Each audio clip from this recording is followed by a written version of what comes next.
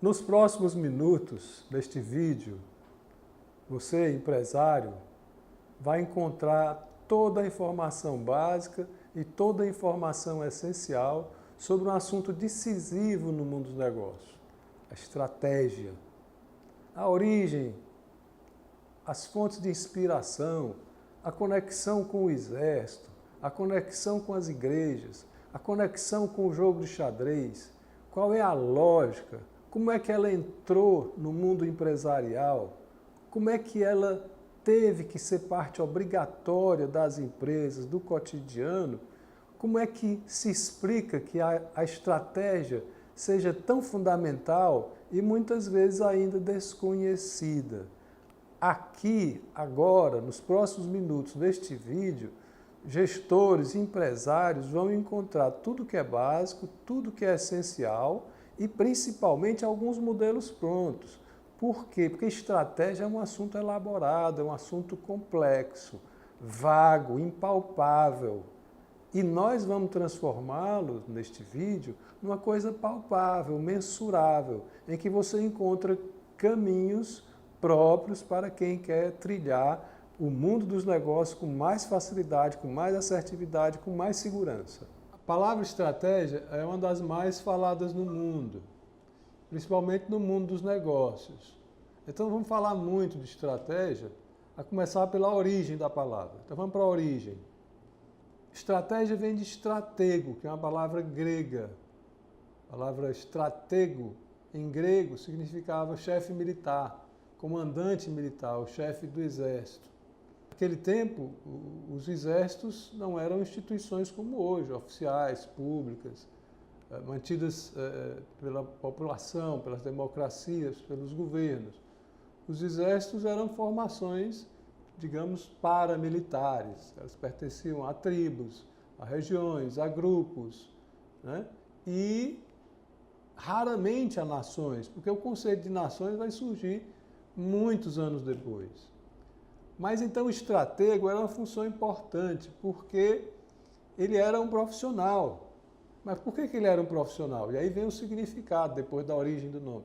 Naqueles tempos, nos tempos antigos, na história antiga, o desenvolvimento, o crescimento econômico não havia, porque não havia tecnologia, não havia desemprego. Vamos entender, naquele tempo, o crescimento econômico, o desenvolvimento não havia, porque não havia tecnologia, não havia empresas, não havia mercados. Como se dava então o crescimento, como se dava então a prosperidade das pessoas, das populações? Se dava através da guerra, se dava através da conquista, da exploração. Você explorava os recursos naturais dos vizinhos, dos adversários, você guerreava contra eles, dominava-os, tomava as riquezas deles, fazia deles escravos, e era assim. E isso era um movimento mais ou menos permanente na medida em que as comunidades que se organizavam e se ambicionavam crescendo. Então, a guerra era um fato mais ou menos constante, mesmo em dimensões menores, mesmo desordenadamente. Então, o estratego era um líder, era uma figura proeminente naquela sociedade. Bom, mas como eu dizia, a estratégia é uma das palavras mais faladas no mundo. E muita gente confunde que algo é estratégico ou algo não é estratégico. Então, o que é realmente estratégico, olhando para o mundo dos negócios, olhando para o mundo empresarial? O estratégico tem características muito claras. É estratégico aquilo que é abrangente, aquilo que abrange toda a empresa. É estratégico aquilo que afeta a empresa a longo prazo. E é estratégico aquilo que interfere substantivamente nos resultados da empresa. Então, é preciso ser abrangente, é preciso ser de longo prazo e é preciso interferir nos resultados, ou seja, abrangente, relevante e de longo efeito. Então, isso é estratégico. Os responsáveis. Numa empresa, é evidente que a escolha estratégica, a decisão estratégica, ela é tomada, ela é feita no nível mais alto, no ponto mais alto da hierarquia. No caso, o presidente comanda os membros da diretoria e um ou outro gerente. Por que um ou outro gerente? Porque nem todos merecem, ou precisam, ou são adequados para estarem no nível da discussão estratégica. Então, o presidente sim, os diretores sim, os gerentes alguns, principalmente aqueles mais antigos, de mais confiança e que tenham uma contribuição efetiva a dar no pensamento estratégico. As palavras plano e planejamento costumam ser usadas de uma maneira confusa, mas é muito simples o conceito. O planejamento é o processo de planejar, é o processo de pensar, é o processo de debater, é o processo de colocar as ideias para discussão e é o processo de selecionar e definir as escolhas. Então, o planejamento é um processo. Ao fim desse processo, o resultado é um plano que é posto num papel. Esse papel é o plano e todo o processo que gerou esse papel é o planejamento. Então, há um processo de planejamento estratégico que resulta, no final, num plano estratégico. Esse documento, vamos falar do documento, as características do documento. Esse documento normalmente é curto. Ele pega 1 ou 2 páginas. Ele tem normalmente 10 itens. Ele tem uma linguagem telegráfica. Ele é objetivo, é direto. Ele vai diretamente ao assunto. Por que todas essas características tão restritivas? Por que não é um documento mais longo? Porque esse é um documento restrito. Esse é um documento que vai ser visto por poucas pessoas. Esse é um documento que vai ser apenas consultado e confrontado em situações em que a empresa vai precisar saber se está andando no caminho certo ou não. Esse é um documento, portanto, onde todos os que participaram têm perfeitamente acesso aquelas informações. E essa linguagem telegráfica ela é mais do que suficiente para lembrar e para atiçar toda a equipe em torno do documento. O tempo do planejamento estratégico é outra coisa importante. Normalmente uma empresa planeja para o que a gente chama de ciclo. Ela planeja para 3 ciclos de seu processo de produção, do seu processo de existência. Vamos dar um exemplo para entender. A Embraer, ela fabrica aviões. Então, quando ela pensa num avião e até o momento em que ela vende o primeiro avião, isso leva 8 anos. Então, ela faz um planejamento estratégico para 3 ciclos de 8 anos. Ou seja, ela fazia um plano estratégico para 24 anos. Uma empresa comercial ou uma universidade pode fazer um planejamento estratégico para 3 anos.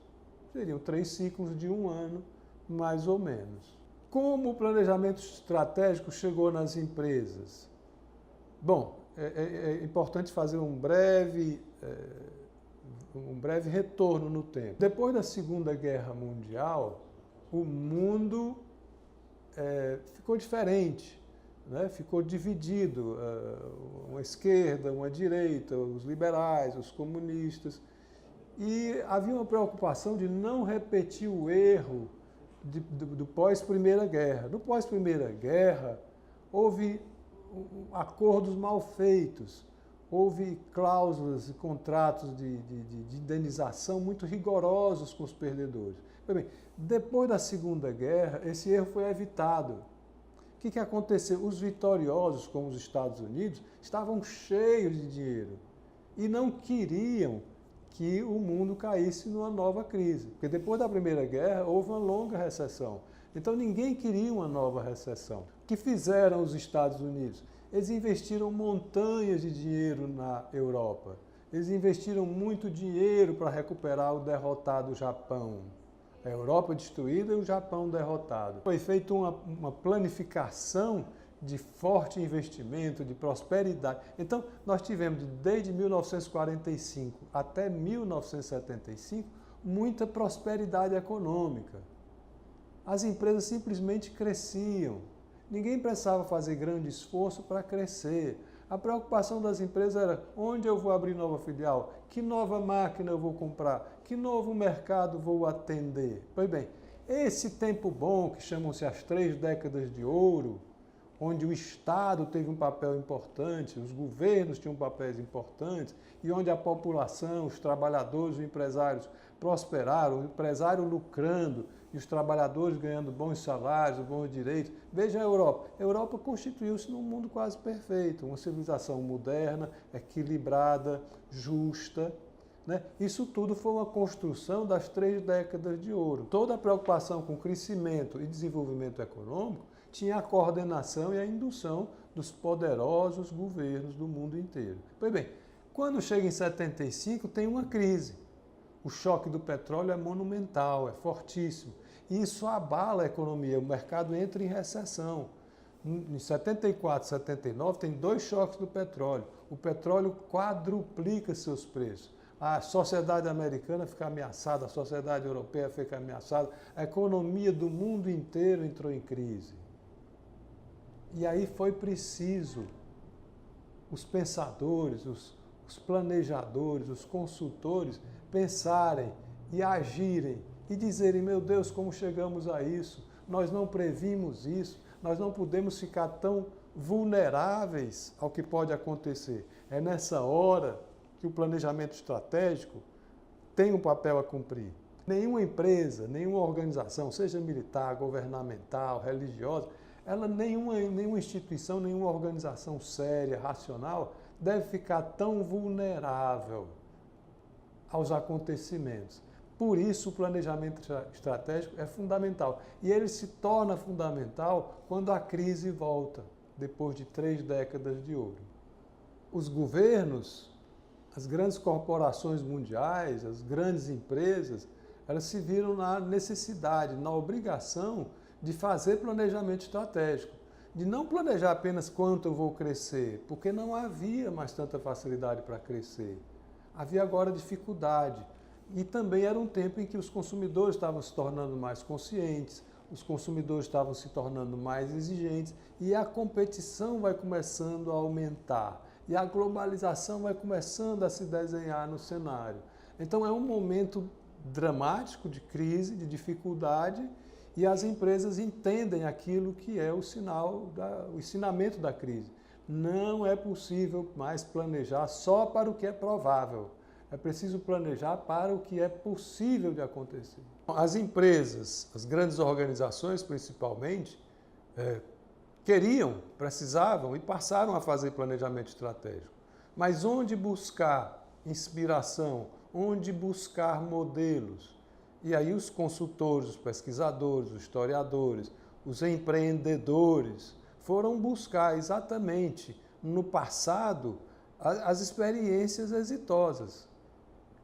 Quais foram as grandes organizações que conseguiram passar por séculos, por milênios? Quais foram as grandes organizações que resistiram a todas as mudanças? Foram a igreja e foram as organizações de guerra, os exércitos.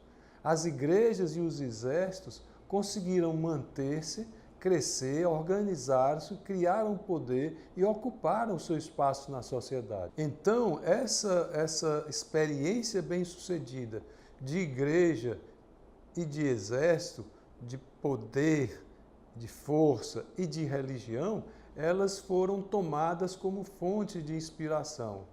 Ora, mas o que a guerra tem a ver com o mundo dos negócios? Tem muito a ver.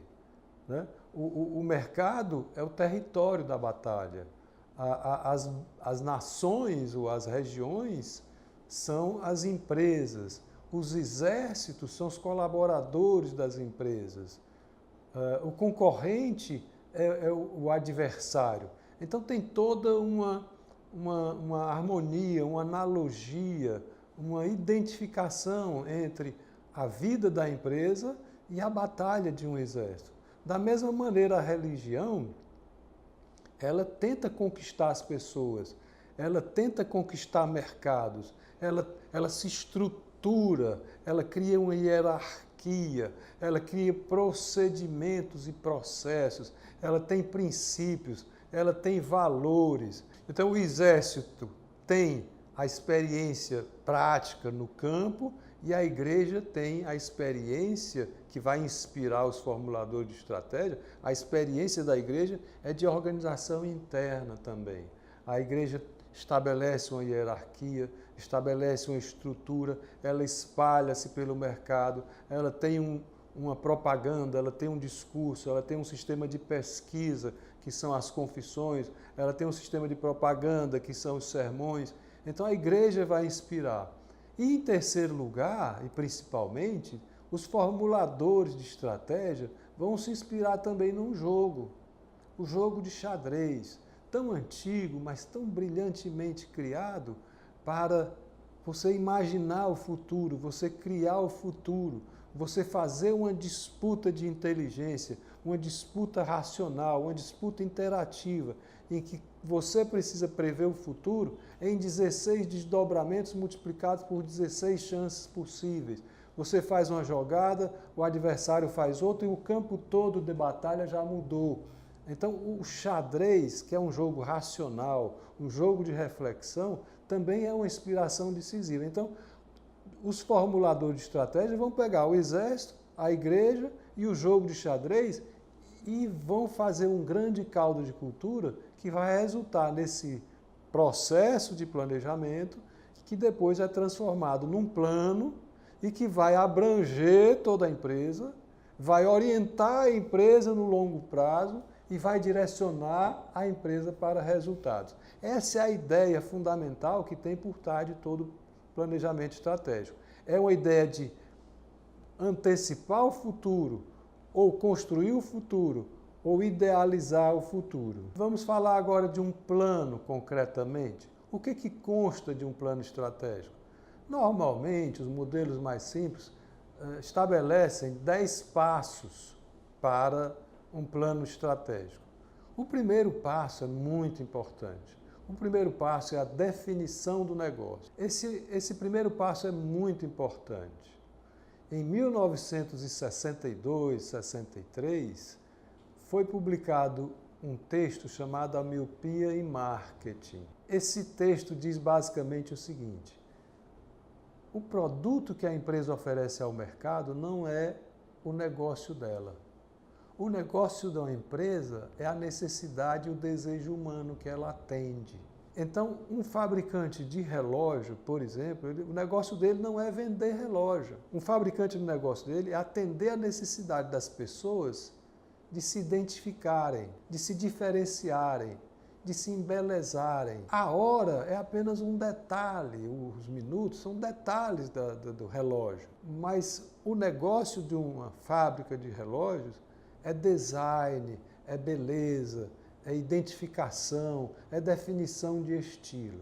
Então, o primeiro passo é a definição do negócio. Qual a regra básica? Defina seu negócio em função das necessidades e desejos humanos que a sua empresa vai atender. Porque se você define o seu negócio dessa maneira, os produtos mudam, a tecnologia muda, os processos mudam, mas o ser humano será sempre cheio de necessidades e desejos a serem atendidos. O item segundo, na verdade, seria o segundo, terceiro e o quarto. Eles são compostos, os três, pela identidade estratégica. A identidade estratégica é o rosto da empresa, o rosto que a empresa apresenta à sociedade. Os três elementos são a missão, a visão e os valores. A missão normalmente é definida numa frase bem afirmativa, que expressa de maneira nítida, clara, transparente por que a empresa existe, por que ela existe, para que ela existe, para quem ela existe e o que ela se propõe a fazer permanentemente. A empresa nasceu para ser aquilo, vai fazer aquilo e vai fazer aquilo para o resto da vida. A visão já é uma coisa do futuro. A visão não existe concretamente. A visão ela é criada, ela é desenvolvida. A visão é uma imagem inspirada pelo futuro. É uma imagem inspirada no futuro. O empresário, o empreendedor, ele imagina o futuro e ele se coloca e coloca a sua empresa naquele momento do futuro e imagina ele sendo bem-sucedido. Então ele coloca uma âncora lá no futuro e essa âncora vai puxar toda a empresa, levando a empresa do presente para o futuro. Esta é a função da visão. Em terceiro, nós temos os valores. São os critérios morais, os princípios filosóficos que vão orientar o comportamento das pessoas no cotidiano rumo ao futuro. Esses princípios, esses valores vão manter as pessoas unidas, motivadas e trabalhando em equipe. O quinto item são os cenários. E quando nós estamos falando de cenário em planejamento estratégico, nós estamos falando do futuro. Cabe ao empresário, cabe ao executivo de qualquer empresa, do nível estratégico, ou seja, de gerência, diretoria, presidência, conselhos, cabe a ele sim ter a capacidade de pensar o futuro, de intuir o futuro. O futuro é uma obrigação permanente de ser antecipada dentro das empresas. Então, construir cenários futuros é uma habilidade que todo executivo, todo empreendedor, todo gestor precisa desenvolver. Como é que se constrói um futuro? Como é que se elabora? Como é que se intui um futuro? Você pode começar fracionando o futuro. Pense no futuro tecnologicamente. Se você é um empreendedor do setor de educação, como vai ser a sala de aula no futuro? Vai ter sala de aula?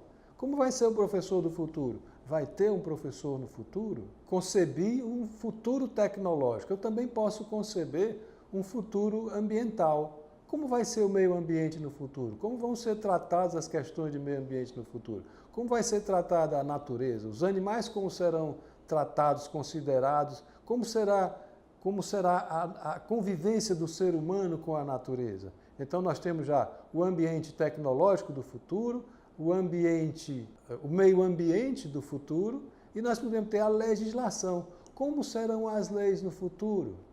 As leis serão mais rigorosas? As leis serão mais abertas, mais fechadas?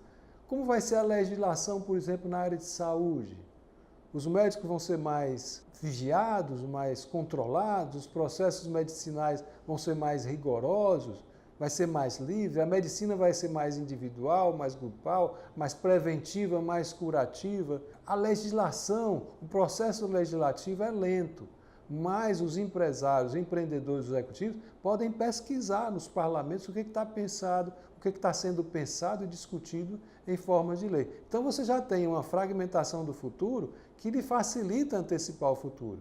O futuro do meio ambiente, o futuro da legislação, o futuro da tecnologia. Você pode ter também uma avaliação, uma intuição de como será o comportamento das pessoas, como será o comportamento do idoso daqui a 10 anos e do jovem daqui a 10 anos, como será a sexualidade, como será a interação com os meios de comunicação, com a tecnologia.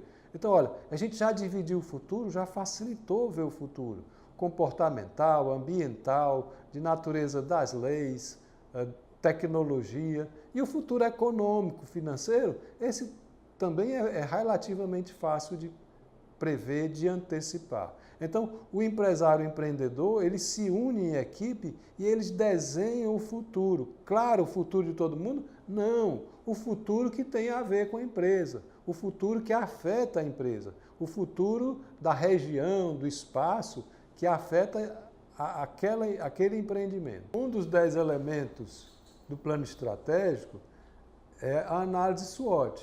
A gente pode dividir em 2 itens. A análise do ambiente interno, onde você olha para dentro da empresa e identifica quais são os pontos fracos da empresa e identifica quais são os pontos fortes da empresa. Isso você pode fazer pelas pessoas, pelos processos, pelas áreas. Você pode examinar, por exemplo, se financeiramente a empresa é forte, se o seu pessoal é altamente qualificado. Então, você primeiro analisa internamente, olha o olhar voltado exclusivamente para o ambiente interno, para identificar forças e fraquezas. Depois da análise interna, você faz a análise externa. Agora você deixa de olhar para dentro da empresa e olha para fora da empresa. Você olha para a concorrência e olha para o mercado. Mas no presente, você olha para a concorrência e para o mercado no presente para identificar 2 coisas, as ameaças e as oportunidades. As ameaças e oportunidades, elas têm origem em 2 lugares, na concorrência e no mercado. E não é muito difícil avaliar, ou identificar, ou intuir, ou observar, ou descobrir mesmo concretamente, porque elas estão no presente, elas são parte da realidade. A equipe da empresa tem sim a capacidade de analisar, identificar e mapear rigorosa e claramente as ameaças e as oportunidades que vêm no momento presente do concorrente ou do mercado. Agora nós estamos chegando nos 3 momentos, talvez mais importantes, mas finais também, do planejamento estratégico. Os 10 passos, digamos, do planejamento estratégico. O 8 seria o objetivo, o 9 seria a estratégia e o 10 seriam as metas. O que é o objetivo? O objetivo é onde você quer chegar, para onde você quer levar a sua empresa, que resultados você quer alcançar. Normalmente, a definição do objetivo tem 3 características muito bem definidas. Primeiro, o objetivo deve ter um prazo. Segundo, o objetivo deve ser quantificável. Terceiro, o objetivo deve ser claro, quantificável e com prazo. Se o objetivo não atende a essas 3 características, ele não está corretamente definido. Item 9, estratégia. Se o objetivo é onde você quer chegar, a estratégia é o que você faz para chegar lá. Quais são os caminhos que você vai escolher? Então a estratégia é o roteiro que você vai trilhar. Se você tem um objetivo de 10 anos, a estratégia vai definir quais são as grandes ações, as grandes direções, os grandes sentidos, os grandes roteiros do que você vai fazer ao longo desses 10 anos. Focado todo esse empreendimento, todo esse movimento no que é essencial, no que aponta para os resultados. Por último, as metas. As metas são pontos, etapas parciais no rumo do objetivo. Se em 10 anos você quer chegar, digamos, a um lucro de 10 milhões de dólares, quanto vai ser o lucro no primeiro ano, no terceiro ano, no quinto ano? Então, como o planejamento estratégico, o objetivo é definido a longo prazo, você precisa de fazer marcações no tempo, no calendário do futuro, para medir, para checar, para conferir se você está no caminho certo. Essa é a função das metas. Você vai no rumo do objetivo, mas vai olhando para as metas para saber se você está alcançando-as e se você não fugiu, não se desviou do seu caminho. As empresas fazem planejamento estratégico, como a gente viu, para período de 3 ciclos, né? Mas nada impede, como o mundo está em mudança constante, havendo avanços importantes o tempo todo, nada impede que a empresa faça, e ela deve fazer, atualizações do planejamento estratégico, atualizações do plano estratégico a cada ano, ao fim de cada período, ou em momentos de grande transformação, de grande mudança. Quem faz o plano estratégico? Quem faz o plano estratégico é a alta cúpula da empresa, a parte mais alta da hierarquia administrativa. Conselho de administração, o presidente, a diretoria e alguns membros da gerência. Normalmente, esse processo é assessorado. Um consultor, um facilitador, um instrutor, alguém experiente ou que tenha algum conhecimento da empresa e que seja confiável, pode e deve fazer parte, ajuda, facilita e acelera e qualifica o processo de planejamento. E melhora muito a qualidade final do resultado, que é o plano escrito. Então, quem faz é essa equipe. Quando faz é com essa frequência que eu estou falando. Quanto ao documento, é um documento breve, de linguagem telegráfica, é um documento que vai ser guardado discretamente, vai ser conhecido por poucas pessoas. Ele flui para o resto da empresa através das táticas, através dos gerentes, dos chefes, dos coordenadores. Mas ele é um documento normalmente reservado. A parte visível do plano estratégico é a identidade estratégica, a missão, a visão e os valores que cumprem a função de fazer uma ponte com a sociedade. Mas o plano estratégico costuma ser, inclusive, o primeiro plano a ser feito numa empresa. Depois que é feito o plano estratégico, aí depois se faz o plano de marketing, o plano de vendas, o plano financeiro, o plano de produção, o plano de pesquisa. Então, o plano estratégico, ele dá as grandes linhas. Por isso que ele é abrangente, ele é de longo prazo e ele aponta para o que é decisivo. Como a gente está falando do futuro, vocês estão percebendo que a intuição é uma coisa muito importante no planejamento estratégico. mas não só a intuição. Então a gente precisa de conhecimento, é útil ter conhecimento. E esse conhecimento existe, ele está organizado, ele está publicado, ele está disponível. Um dos modelos já existentes é o que facilita o olhar para dentro de uma empresa para compreender a dimensão estratégica de uma empresa, para compreender o que é estratégico numa empresa e para compreender isso de maneira integrada, de maneira ao mesmo tempo estática e dinâmica, como uma fotografia, mas também como um filme. Uma dessas contribuições importantes para o pensamento estratégico foi feita pela McKinsey Consultoria e já tem dezenas de anos. Ela foi desenvolvida aí pelos anos 60. É a matriz dos 7 S's. Basicamente, a matriz dos 7 S's diz que a estrutura de uma empresa pode ser definida pelos 7 S's, que são a estratégia, a estrutura, os sistemas, as habilidades, os valores compartilhados, o seu pessoal, o seu staff e estilo. Cada um desses elementos, eles são chamados de 7S porque em inglês todos são escritos a partir da letra S. Em português, a maioria é escrito com a letra E.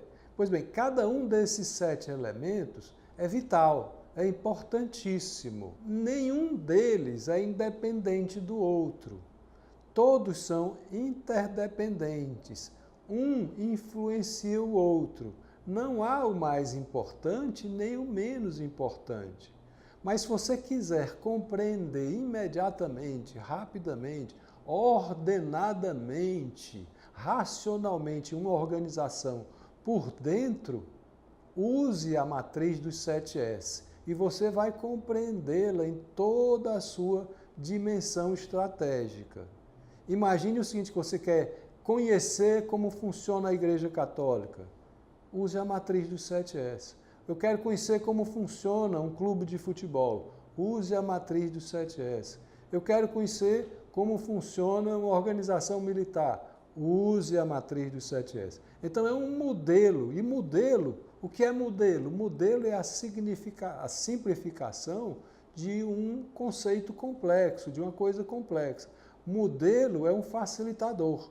Então o modelo ou matriz dos 7S é um facilitador para você começar a penetrar no mundo estratégico de maneira simples, facilitada e suave. Outro modelo muito interessante foi criado por um russo que se naturalizou norte-americano, chamado Igor Anzov.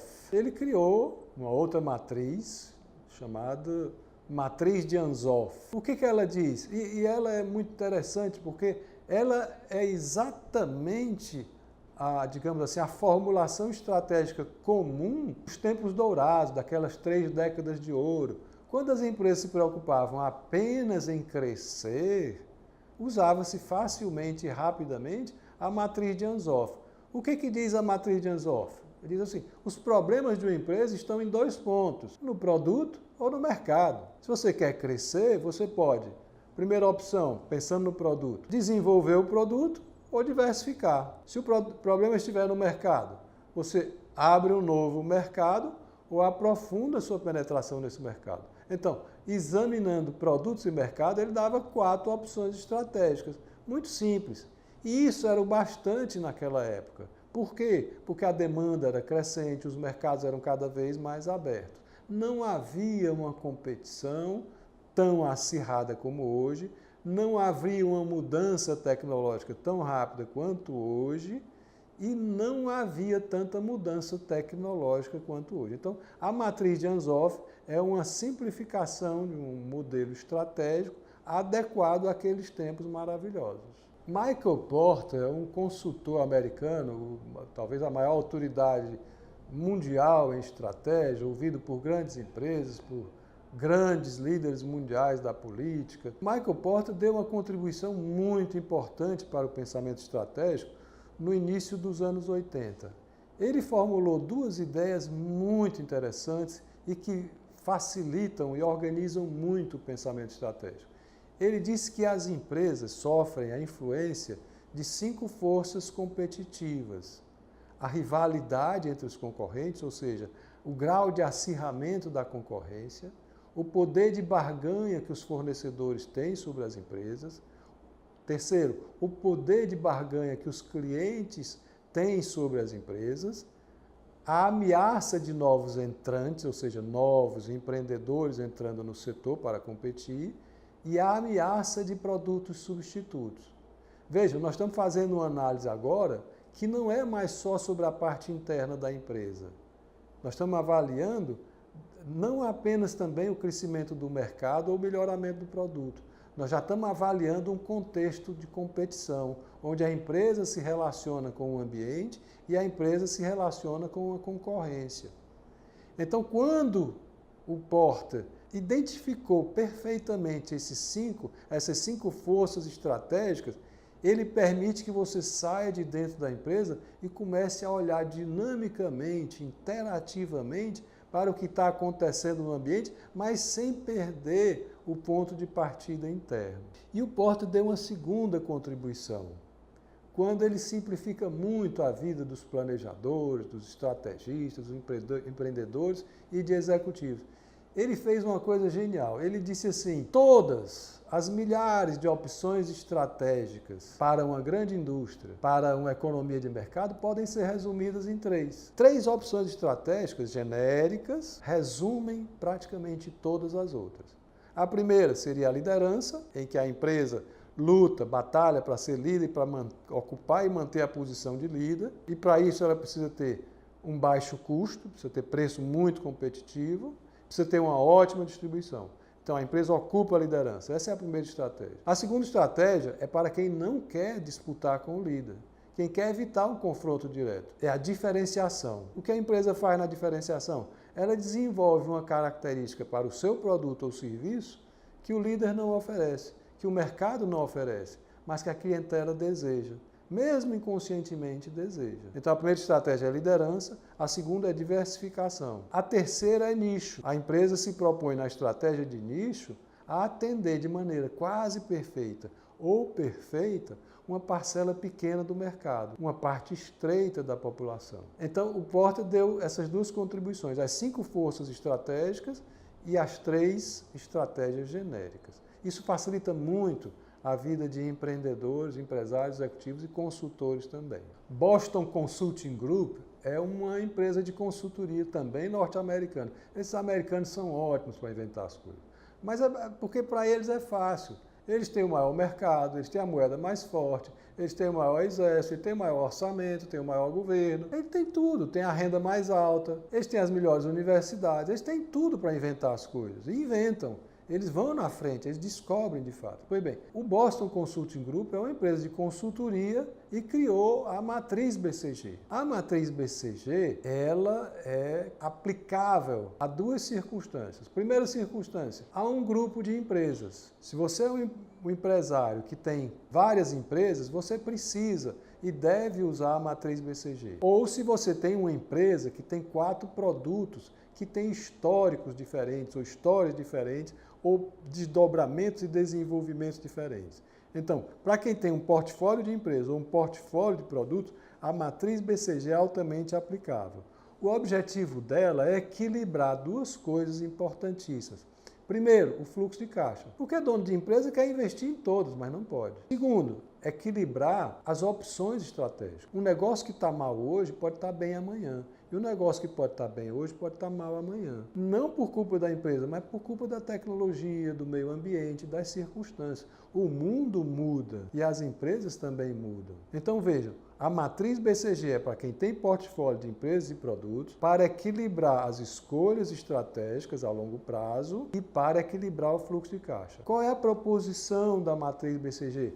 A proposição básica dela é que as escolhas estratégicas dos empresários estão resumidas em 4. A primeira é investir, a segunda é manter, a terceira é colher e a quarta é abandonar. Investir no negócio, manter o negócio, colher do negócio ou abandonar o negócio. A opção 1, investir, é você investir para crescer acima do mercado. Em outras palavras, para ganhar fatia de mercado. A opção manter, você investe, mas investe pouco. Investe apenas para manter a sua fatia de mercado. ou seja, acompanhar o crescimento do mercado. Terceira opção estratégica, colher. Você não investe. Você apenas colhe da empresa os resultados que ela pode dar em função do que você já investiu. E a quarta opção, que é dura para cada empresário, é a opção abandonar. Sim, o empresário deve vender ou fechar ou desistir de um negócio sempre que necessário. Então a matriz BCG ela é muito interessante. Para quem gostar muito dela e usá-la e quiser ir mais longe, tem um desenvolvimento que a matriz BCG sofreu, que foi a matriz da GE, da General Electric, a matriz também conhecida como matriz da atratividade. Quando a gente falou de estratégia e voltou no tempo na história, fomos para a guerra, para as religiões, e dissemos alguma coisa sobre o poder público, os governos. A fonte de inspiração, além da guerra, da religião principalmente, foram livros. O primeiro grande livro de inspiração para os formuladores da estratégia foi o livro do Sun Tzu, A Arte da Guerra. Esse livro teria sido escrito entre 400 anos antes de Cristo e 250 anos antes de Cristo. Naquele tempo, a China vivia o que chamavam de tempos guerreiros. Havia 5 ou 6 grandes regiões que disputavam o poder na China. Então a guerra era uma coisa permanente. Um segundo livro muito importante que foi usado para a inspiração do planejamento estratégico é o livro Príncipe, de Nicolau Maquiavel, escrito em 1515, mais ou menos, publicado em 1532, 5 anos depois da morte dele. O livro Príncipe já é uma leitura mais elaborada, uma leitura que exige já um preparo intelectual maior. O livro Príncipe, ele é basicamente um livro político, é um rompimento da visão política naquele tempo, lá na época do Renascimento. Mas ele tem muito a ver com o poder, porque o Maquiavel, no livro O Príncipe, ele explica bem o que o príncipe, o governante deve fazer para conquistar o poder e para manter o poder. E para a empresa, a linguagem é conquistar o mercado e manter a posição no mercado ou ganhar a posição no mercado. Pois bem, o Maquiavel formula orientações para o príncipe e muitas dessas orientações para o príncipe são úteis e podem ser adaptadas pelo empresário e pelo executivo. Por exemplo, o Maquiavel pergunta, o príncipe deve ser amado ou deve ser temido? E eu pergunto, o executivo dentro da empresa deve ser amado ou deve ser temido? Faz-se o mal de uma vez e o bem aos poucos, como num governo, e numa empresa, como é que se faz o bem e o mal? Como é que se tomam as medidas duras e as mais generosas? Todo esse teatro do poder que o Maquiavel trata no Príncipe, esse teatro de disputa, de cobrança, de resultado, de conquista ou não conquista, de vitória e de derrota, é também um teatro de dentro da intimidade da empresa. Karl von Clausewitz, ou simplesmente Clausewitz, era um general prussiano. Prússia era um pedaço importante da Alemanha misturada com países vizinhos. Então ele era um general prussiano contemporâneo do Napoleão. E o Napoleão fez uma mudança radical na forma de guerrear, e o Clausewitz acompanhou tudo isso. Pois bem, o Clausewitz depois, quando ficou maduro, ele escreveu um livro chamado Da Guerra. Em alemão é Von Krieg. Esse livro da guerra é um manual militar. Não é a mesma coisa do Sun Tzu, A Arte da Guerra, porque é muito mais elaborado, até porque é escrito quase 2000 anos depois. Então você pode ter A Arte da Guerra do Sun Tzu e depois ler o Clausewitz. E você vai ter a questão da guerra tratada com 2 pontos de vista muito diferentes, um enriquecendo o outro. E o Clausewitz não deixa de ignorar o aspecto político da guerra, até porque ele diz que a guerra é a continuação da política por outros meios. Então esses 3 livros, Sun Tzu, Maquiavel e o Clausewitz, são os 3 livros básicos e clássicos que inspiraram o planejamento estratégico. Um quarto livro que está se transformando num clássico é o livro Estratégia Competitiva, do Michael Porter, publicado bem mais recentemente. Se eu não me engano, foi publicado em 1981, do qual a gente já falou, das 5 forças competitivas e das 3 opções genéricas de formulação estratégica, de escolha estratégica. Pois bem, esse livro do Michael Porter é também um livro importantíssimo e, embora ele já venha depois do início do planejamento estratégico, ele facilita a vida de quem planeja. Então é uma leitura importante. Um pouco elaborada, um pouco mais, exige mais atenção e pelo menos a pessoa deve acessar um bom resumo. Vejam, tem 4 livros que eu gosto muito de citar. Um deles é a autobiografia do Lee Iacocca. O Lee Iacocca era um executivo norte-americano. É um cara que conviveu com a família Ford. Ele dirigiu a Ford durante muitos anos. E ele entrou na empresa jovem, cresceu, chegou ao topo da empresa e depois caiu. E ele foi praticamente humilhado quando saiu da Ford. E ele ficou na pior, fora do mercado. Mas aí ele volta para dirigir uma concorrente, a Chrysler. Só que a Chrysler estava quebrada. E para salvar a Chrysler não tinha condição de mercado que tornasse possível. Era preciso que o governo interferisse. Então o Lee Iacocca faz toda uma ação de comunicação, uma ação estratégica de convencimento da sociedade americana, do governo americano, através da imprensa americana, para que essa operação fosse possível.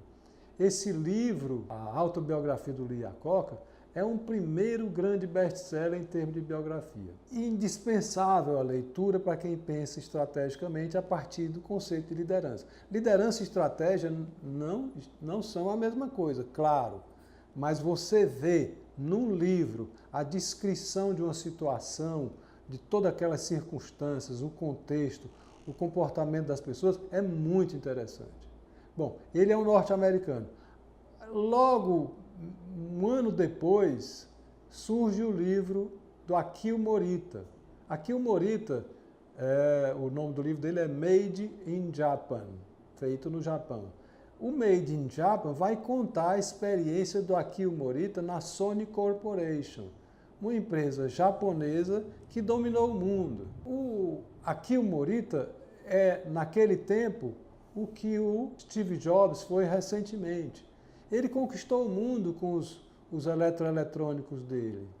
E aí você tem uma autobiografia do Iacocca e uma história contada do Akio Morita. Aí você tem a economia americana, a política americana, e a economia japonesa e a política japonesa. O confronto desses 2 mercados, desses 2 ambientes, desses 2 estilos, dá uma visão estratégica muito rica, dá uma leitura muito enriquecedora. Um terceiro livro nessa linha é de um europeu. Aí tem um americano, tem um asiático, tem um europeu. Aí tem um francês chamado Bernard Tapie. O Bernard Tapie era um empresário diferente. Ele comprava empresas quebradas, cuidava delas, saneava, reestruturava, capitalizava, consolidava e vendia. E ele conta essas experiências, ele conta a briga dele para salvar a empresa e a incompreensão. Ele depois sofreu horrores, esse sujeito. A história dele não termina no livro, mas enquanto o livro dele circulou no mundo, ele era uma referência mundial em estratégia. E, por último, mas não menos importante, nós temos um brasileiro. Nós temos o Ricardo Semler, que escreveu Virando a Própria Mesa, que é um livro interessantíssimo. O Ricardo Semler é muito criativo, é muito inovador, tem um estilo de gestão moderno, tem uma estratégia absolutamente original, singular. Para começar, por exemplo, normalmente no Brasil, as multinacionais compram as empresas brasileiras. Com ele era o contrário, ele é que comprava as empresas multinacionais. E ele tem uma relação com as pessoas dentro das empresas que é única. E é um intelectual, é um empresário, mas é também um intelectual respeitável. Então você tem 4 estilos, 4 livros, e lê-los com atenção, com foco nas questões estratégicas, é muito enriquecedor. A experiência prática dentro da empresa, o estilo do empreendedor, do empresário, as habilidades de cada executivo, a intuição da equipe, o espírito de equipe, o trabalho conjunto, a dedicação, o compromisso, todos esses fatores são muito importantes para a formulação da estratégia da empresa. E, pelo que a gente viu aqui, nessa conversa, tem muito conhecimento organizado, tem muita informação que vocês podem já usar imediatamente, planejar a partir delas, pelos modelos, pelos livros que a gente citou, pelos autores que a gente citou. Mas há muitos outros livros muito úteis. Por exemplo, A Estratégia do Oceano Azul. É um livro interessantíssimo, um pouco duro de ler, mas ele explica, por exemplo, como é que o Cirque du Soleil reinventou, redesenhou o circo e praticamente opera no mundo inteiro sem nenhuma concorrência. É o sonho de todo empresário ser um monopólio, não ter concorrente. Se você pegar o livro Feitas para Durar, e aí você vai ter a formulação, vai ter uma formulação da importância da visão. Como empresas visionárias, aquela empresa que desenvolve bem a sua visão de futuro, como elas tendem a permanecer no tempo. Porque é exatamente o tempo que destrói as empresas, são as mudanças que abalam as empresas. E aí, se você arma, lança e amarra bem a sua âncora no futuro, o tempo não lhe abala. Se você volta um pouquinho também, você pega o livro Reengenharia, do Mike Hammer. Então você tem uma empresa, as empresas engordaram, as empresas cresceram, as empresas criaram facilidades demais, foram um pouco rigorosas na cobrança de resultados. Aí vem o Mike Hammer e propõe a reengenharia. A palavra revolução não se aplica bem a empresas, mas o que o Mike Hammer propõe nas empresas é uma revolução, é uma reforma radical, é uma mudança a partir do zero. Então a reengenharia do Mike Hammer é também uma leitura. Olha, são muitos os livros muito úteis para quem quer pensar estrategicamente.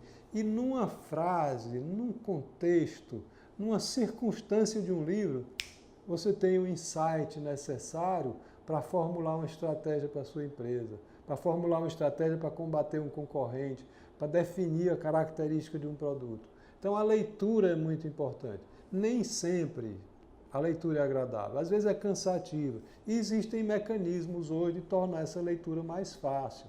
Existem pessoas que pré-leem os livros, que resumem os livros, resenham os livros e sacam dos livros o que ele já tem de melhor, em vídeo, em áudio e em escrita. Sinta-se agora equipado com as informações básicas, essenciais, com todo o ferramental necessário para fazer planejamento estratégico. Feito o plano estratégico na sua empresa, que é o primeiro de todos os planos, aí você pode chamar o seu pessoal do nível tático, o diretor e o gerente financeiro, o diretor e o gerente comercial, para fazer o plano financeiro, orçamento, fluxo de caixa, o pessoal da área comercial para fazer o plano de produção e o plano de vendas, o plano de marketing, o pessoal de produção para fazer o plano de produção e, enfim, todos os outros planos táticos e operacionais. Ou seja, o plano estratégico é o primeiro momento. Então, aguarde, vai haver novos vídeos, novas dicas, novos materiais para ajudar você no mundo dos negócios. Até breve.